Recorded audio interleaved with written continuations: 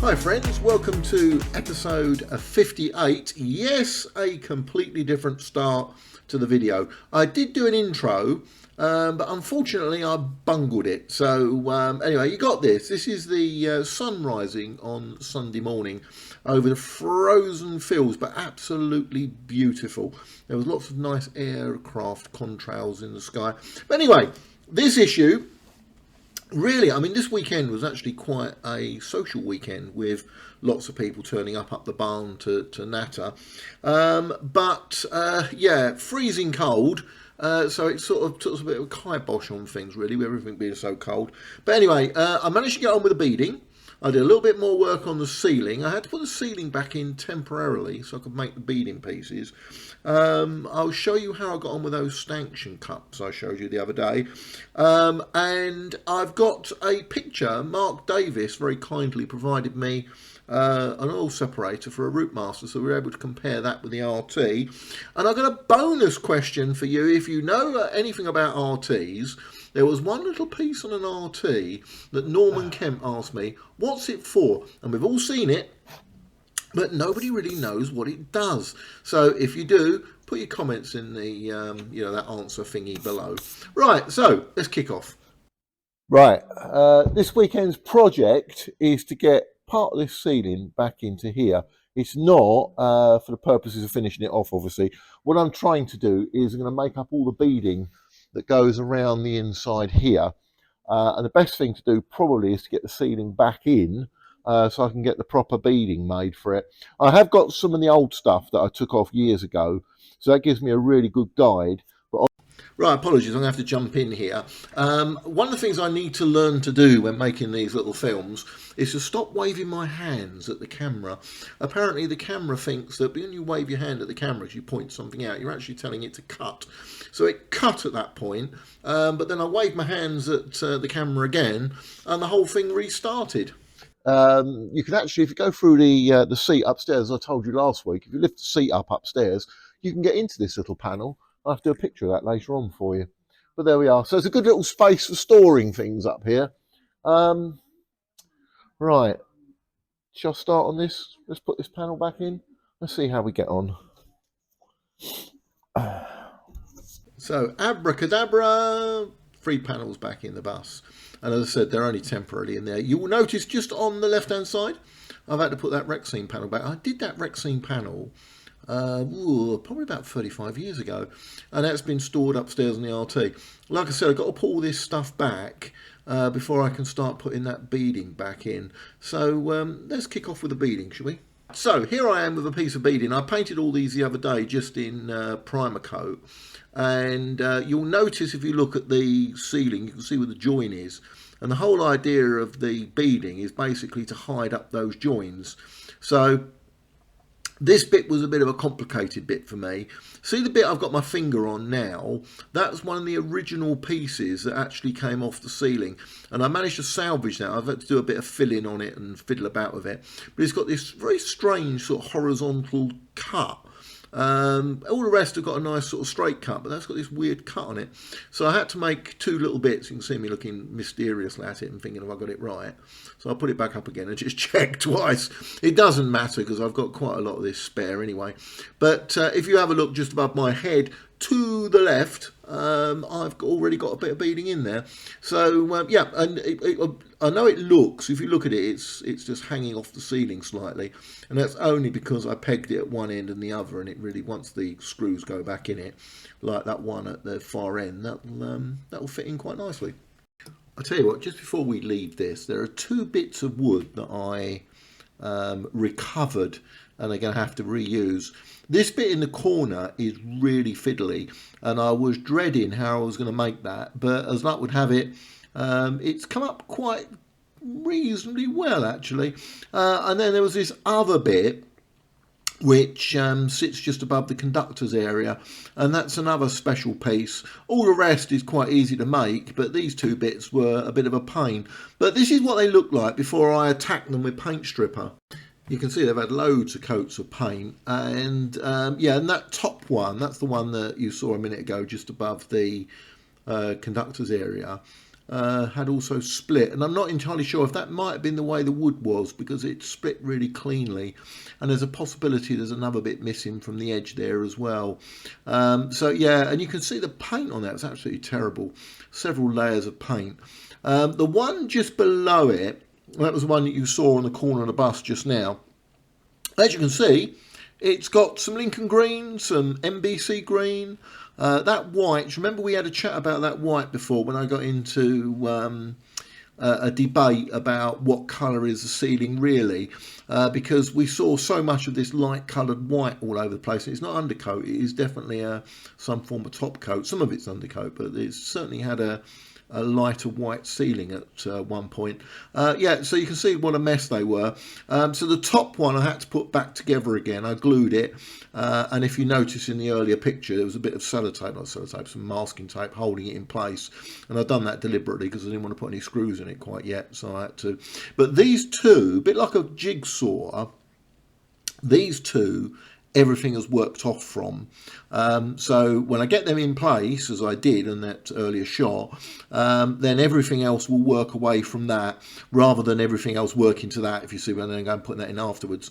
And I'm not entirely sure that bottom one should have that slant. I think that might also be another bit that's been missing over the past, but I've spliced in a bit of wood to go with that. So yeah, so there's those two little bits, and here they are with the paint stripper bubbling away on them. Right, so finally, before we leave the platform, there's this bit, and I've got this bit missing. I've looked all over the place for this bit. It is a special piece that goes round the corner, so I'm going to have to make something that probably looks right. If I find it, then I'll splice it back in again. But yeah, it is a little special corner piece, but can't find it, never mind. Anyway, so let's move off of this, let's move on to the beading. Right, so there's my little diagram that I did with all the bits of the beading. Each bit of beading's been numbered and lettered as well. They've all got a P in front of them, so I don't confuse them with any other bits of beading on the bus. So there we are. So there's all the bits, and it was actually 10 pieces I made. So I had to count them all up. So and the other two bits, that's 5 and 6. I can't do them until I've got the main ceiling back in, because the bits of beading that run down over the advert panels, they would dictate the length for those two, 5 and 6. I'm not going to attempt to make them until we've got that that ceiling back in. They'll be the last two bits to be made. Right, so here's all the bits I made for that platform. That's everything there, including those two original bits towards the bottom of the shot there. I'm sure you saw them earlier on. So yeah, so there's all of that. Now what I need to do is shove some paint on them. This is just 2 coats of primer. Now that Leyland primer that I got, I wasn't very happy with it. It's probably the cold. It doesn't flow on right, but it does rub down beautifully. And I've created tons of dust in the shed now. There's this white dust is everywhere, where I've rubbed this stuff back down. The problem with this wood beading, and it's the same with all wood, you can actually see the grain in it, and I'm going to try and lose as much of the grain as I possibly can, so it looks not like a metal piece of beading, but I don't want it. I want it to look quite shiny and nice, rather than having the grain showing through the paint. So it's had 2 coats of primer, most of that, apart from that little bit that I had to repair at the bottom there. So now I'm going to slap some more undercoat on it. Right, this is something I wouldn't recommend you do unless you know what you're doing, or at least you know your paints. The top tin is white undercoat, and that paint, that Palatine paint, actually is really nice. I quite like that paint. I've got it in black and white and stuff like that, but it's really nice paint. Just below it is a very old can of canary yellow, and that is absolutely beautiful paint. Older paints tend to be really nice, and what I wanted to do was to sort of make a mix of the white undercoat and that canary yellow top coat, but just so that I got a different colour variation, because you keep putting white on top, it's very easy to forget, or miss rather, where you've put the white undercoat. So I wanted to make up a little concoction. So here we go. Now, as I say, I would recommend, or I would suggest, that unless you know your paints, don't do it. I certainly would recommend that you make some tests to make sure it doesn't go funny. And that's exactly what I did, because if you've got, these are oil-based paints, so they mix quite nicely, but there are other paints, like there's cellulose paints, there's two-pack paints, there's emulsion paints. I just would not recommend ever mixing any of them. They must stay within their batches. So this is oil-based, and it's perfectly okay to mix this. And that's exactly what happened at Aldenham with the RTs. In the colour paint guide, it actually says mix undercoat with the top coat, and that would be like a sort of an undercoat top coat mix, basically, which will go underneath the final base coat.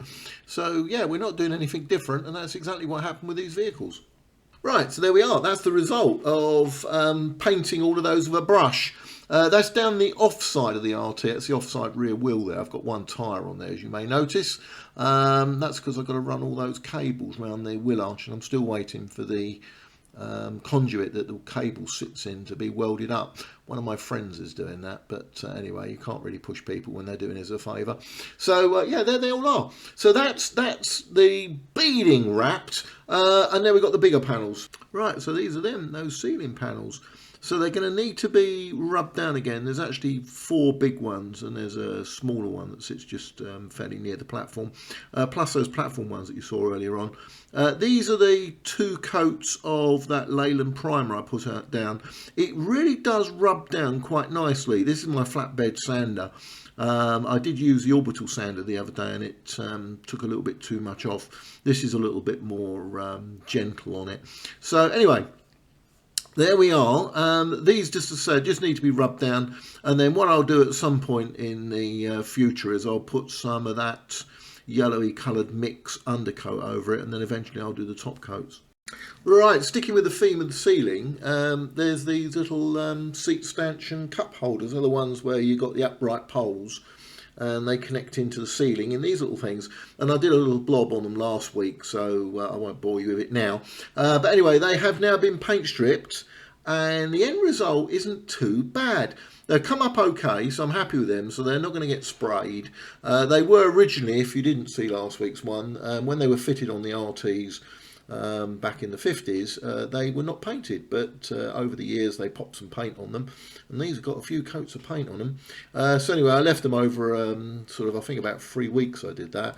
A little moment I'd turn and get all the paint off, but I'm quite happy with them. So they are now going into storage upstairs. There's 4 downstairs and a missing one from upstairs, so there's 5 in shop. Right, changing the subject very slightly. You might recall the fun of these this oil separator, all that gloopy oil that was in there, and the fact I had to take it to work, clean it out, and then reinstate it back into the RT.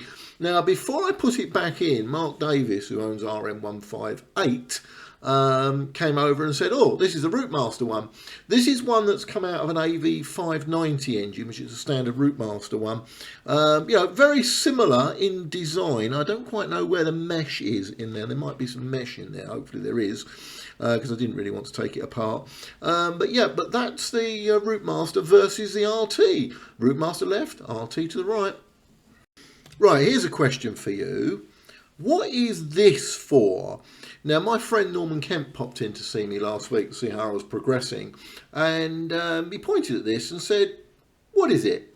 And he genuinely doesn't know, and I genuinely don't know, in all honesty. I always thought it was for a tea key. It's very elaborate for a tea key, to be honest with you, because it's got these 2 little hooky things that stick outwards, and it's almost like it's going to hold something. Now, I do recall, and I know on bus rallies people stick, you know, these old coin bags, you know, you get, I don't know, like £1 worth of 1p coins or something, and they poke them in there. And I don't think that's what it was for. So if anybody actually knows what it is, please drop a comment in below. If you put anything in it, there's a hole at the top and there's a hole at the bottom, so it would simply just fall through. So clearly it wasn't meant to actually retain something that wasn't hanging there. But all RTs have got them. I'm not aware of any actually having lost them. This panel is original, although it doesn't look original. It looks like a new piece of alley. It's definitely not. It's definitely the original panel. Right, so that's pretty much it now for episode 55. I will give a quick mention because we had a few visitors this weekend as well, and it's really great to see people. And I know I've said this before, we do this for the social element as much as getting freezing cold and all the rest of it.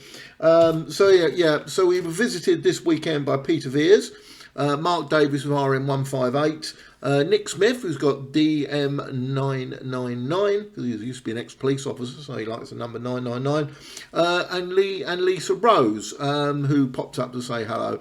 So yeah, a really nice weekend really. The weather's getting better, so summer's on the way, and I'll finish off with this quite lovely picture of the barn as I was about to set off for home. So thanks very much. Look forward to doing the next one, and as usual, YouTube will recommend some further videos for you.